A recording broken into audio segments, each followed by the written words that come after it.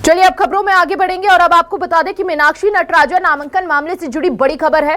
नामांकन से जुड़े मामले में सुनवाई टल गई थी कल। नामांकन रद्द मामले में आज सुप्रीम कोर्ट में सुनवाई होगी। नामांकन रद्द होने पर कांग्रेस ने लगाई थी याचिका। रिटर्निंग ऑफिसर ने नामांकन खारिज किया था। कांग्रेस ने रिटर्निंग ऑफिसर के फैसले को चुनौती दी थी, लेकिन इन सब के बीच बेहद अहम जो रहा वो ये रहा कि बीजेपी के तीनों उम्मीदवारों को जीत का सर्टिफिकेट मिल गया।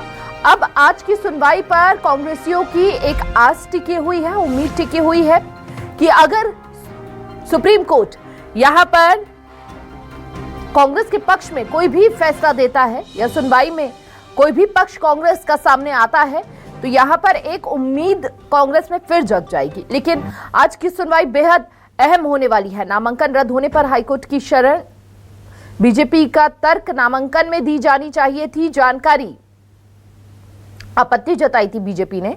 मामला तेलंगाना में 2022 की एक शिकायत से जुड़ा हुआ है और एक महिला ने कांग्रेस नेता शिवा रेड्डी पर छेड़छाड़ धमकी का आरोप लगाया था। मामले में मीनाक्षी नटराजन किसी एफआईआर की आरोपी नहीं है। महिला ने मीनाक्षी नटराजन से भी शिकायत का दावा किया। ज्यादा जानकारी के लिए सहयोगी शब्बीर लगातार हमारे साथ बने हुए हैं। शब्बीर का रुख करते हैं और जानेंगे शब्बीर, आज सुनवाई है और इस सुनवाई पर सभी की नजर रहने वाली है। क्या लग रहा है कि आज जो कांग्रेस ने अपनी बनाई हुई है सुप्रीम कोर्ट की इस सुनवाई में, तो क्या लग रहा है आज उनकी आस टूटती हुई नजर आएगी या फिर यहां पर राहत जो है कांग्रेस को मिलेगी? देखिए हमारी बात की जाए तो कांग्रेस की एक आखिरी उम्मीद बची है सुप्रीम कोर्ट मीनाक्षी नटराजन के नामांकन रद्द होने के मामले में, क्योंकि मध्य प्रदेश की 3 सीटों पर बात की जाए जो राज्यसभा का चुनाव चल रहे हैं, या फिर ये कह सकते हैं कि राज्यसभा के चुनाव खत्म हो चुके हैं। खत्म इसलिए कह रहा हूं कि कल नाम वापसी का आखिरी दिन था और रिटर्निंग ऑफिसर की तरफ से तीनों को जीत का सर्टिफिकेट दे दिया गया है। लेकिन दूसरी तरफ कांग्रेस को ये उम्मीद है कि सुप्रीम कोर्ट से फैसला आएगा इस पूरे मामले में। तीसरी सीट को लेकर जो उनकी तरफ से कहा जा रहा है कि गलत तरीके से मीनाक्षी नटराजन का नामांकन रद्द किया गया।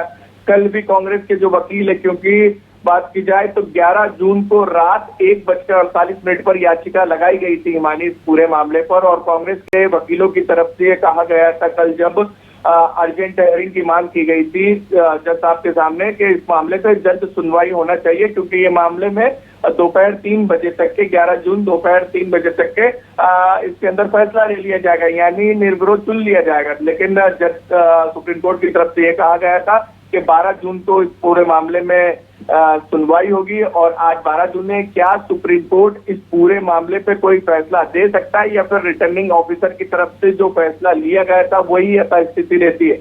अगर रिटर्निंग ऑफिसर की तरफ से जो फैसला लिया गया है और वही यथास्थिति रहती है तो ये कह सकते हैं मीनाक्षी नटराजन को, कांग्रेस पार्टी को बड़ा झटका सुप्रीम कोर्ट से भी लगेगा।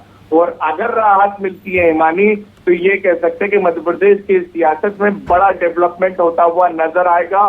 सुप्रीम कोर्ट क्या कहेगा, क्या निर्देश देगा, ये देखने वाली बात होगी। क्या सुप्रीम कोर्ट ये कहेगा कि तीसरी सीट पे चुनाव करवाया जाए, तो फिर चीजें बदलती हुई तो पूरी नजर आएगी। और ये अगर सुप्रीम कोर्ट ने ये कह दिया कि जो आपत्ति बीजेपी की तरफ से लगाई गई थी कि कानून की एफआईआर की जानकारी नहीं दी गई थी और उन्होंने अपराध की जानकारी छुपाई थी, मीनाक्षी नटराजन ने तेलंगाना में का मामला छुपाया था, अगर वो सही पाया गया। ठीक है शब्बीर, बिल्कुल बिल्कुल।